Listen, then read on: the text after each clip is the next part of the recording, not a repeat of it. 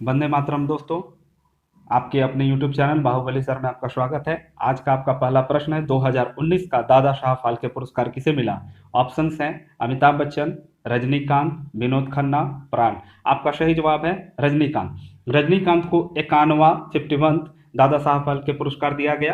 दादा साहब फाल्के पुरस्कार में 10 लाख रुपया नगद दिया जाता है। अब थोड़ा दादा साहब फाल्के पुरस्कार के बारे में जानिए। दादा साहब फाल्के पुरस्कार जो है वो भारतीय सिनेमा जगत के जनक जो थे धुंडीराज गोविंद फाल्के, उनके याद में दिया जाता है। ये इस पुरस्कार में 10 लाख रुपया दिया जाता है और पहली बार देविका रानी को 1969 में दिया गया है। अमिताभ रजनीकांत जो हैं वो तमिलनाडु के हैं और पहला इनका जो फिल्म आया था तमिल में ही आया था। फिल्म का नाम था अपूर्व रांगरल। और इसके बारे में और एक चीज फैक्ट जानिएगा, साउथ में जो दादा साहब फाल्के पुरस्कार अभी तक दिया गया साउथ के एक्टरों में, तो ये 12वें ऐसे एक्टर हैं जिनको ये दादा साहब फाल्के पुरस्कार दिया गया है। आपका अगला प्रश्न है, सीआईएसएफ की स्थापना कब हुई थी? आपके ऑप्शंस हैं 1968, 1996, 1986, 1969। तो आपका जो सही जवाब है 1969, 1969। सीआईएसएफ का स्थापना कब हुआ? 1969 में। 1969 में बहुत सारे ऐसे क्वेश्चन हैं जिनका उत्तर 1969 होता है और ऐसा बहुत सारा क्वेश्चन जो एग्जाम में आया है। जैसे में सुनिएगा, चंद्रमा में पहली बार अंतरिक्ष यान कब उतरा था? तो 1969 में ही उतरा था। दूसरा, 14 बैंकों का विलय भारत में कब हुआ था? 1969 में हुआ था। इसरो की स्थापना कब हुई थी? 1969 में ही हुई थी। कांग्रेस का विभाजन कब हुआ था? दूसरा विभाजन कांग्रेस का कब हुआ था? 1969 में ही हुआ था। दादा साहब फाल्के पुरस्कार की भी शुरुआत कब हुई थी? 1969 में ही हुई थी। नोबेल पुरस्कार में प्रथम बार इकोनॉमिक्स का जो नोबेल दिया गया था वो भी आपको कब दिया गया था? 1969 में। इस प्रकार से 1969 ईस्वी जो है आपके लिए बहुत इंपॉर्टेंट है। सारे क्वेश्चन को अच्छे से नोट डाउन करते चलिएगा। आपका अगला प्रश्न है, लोकसभा टीवी और राज्यसभा टीवी का विलय होने पर क्या नाम रखा गया है? तो ऑप्शंस है वंदे भारत टीवी, जन जागरण टीवी, संसद टीवी, तरुण भारत टीवी। इसका जो सही जवाब है ऑप्शन नंबर 3 जो है संसद टीवी, इसका नाम रखा गया है।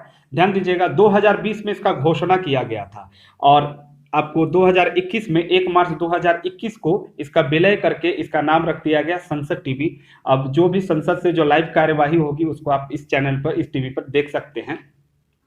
और इसके पहले जो सीईओ बनाए गए, बहुत इंपॉर्टेंट हो जाता है ये, पहले सीईओ जो है वो है रवि कपूर। आपका अगला प्रश्न है, एशिया का नोबेल पुरस्कार किसे कहा जाता है? एशिया का नोबेल पुरस्कार किसे कहा जाता है? आपके ऑप्शन है परमवीर चक्र, एबेल पुरस्कार, पुलित्जर पुरस्कार, रमन मैग्सेसे पुरस्कार। तो आपका जो सही जवाब है वो रमन मैग्सेसे पुरस्कार है। थोड़ा रमन मैग्सेसे के बारे में जानते हैं।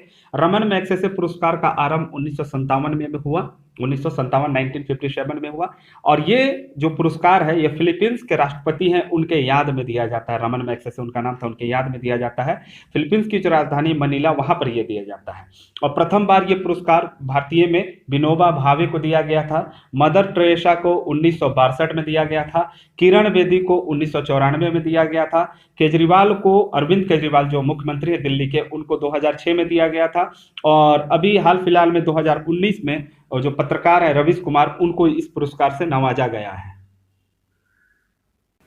आपका अगला प्रश्न है, पूर्व मध्यकालीन संस्कृत साहित्य में झारखंड को किस नाम से पुकारा गया है? आपके ऑप्शंस हैं कालिंद देश, पुंडरीक, मुरुंड, पुंड्र। तो आपका जो सही जवाब है वो है कालिंद देश। पूर्व मध्यकालीन संस्कृत साहित्यों में झारखंड को कालिंद कहा गया है। थोड़ा झारखंड के नामों के बारे में जिक्र कर लेते हैं।